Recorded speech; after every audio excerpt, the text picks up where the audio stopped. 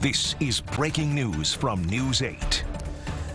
Good afternoon. That breaking news. 2 local men charged in the January 6th riots on the U.S. Capitol being sentenced today in federal court. James Mault of Brockport and Cody Mattice both pled guilty in April to 1 count of assaulting, resisting, or impeding a federal officer or employee.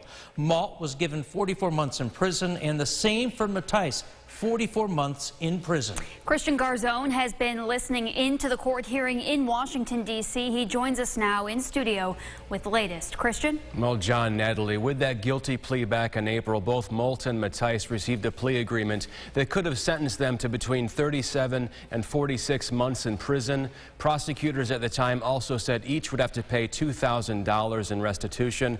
Now we know what the punishment is for both. Again, they will both get 44 months each behind bars. In court this afternoon, the defense for Mault argued his military service should be factored in, while the prosecution said his military service makes his actions that much more offensive, meaning he was acting in disgrace of his oath to the nation. Mattice asked for a sentence on the lower end of the spectrum due to his family situation. The prosecution said those circumstances existed at the time he decided to attack the Capitol in January. Mattice's attorney said his client is uneducated and unsophisticated, adding he's often swept up with what's on the internet. Mattice also became tearful in front of the judge, saying this is something he's going to have to live with for the rest of his life, also apologizing to the officer he sprayed. Mault did the same.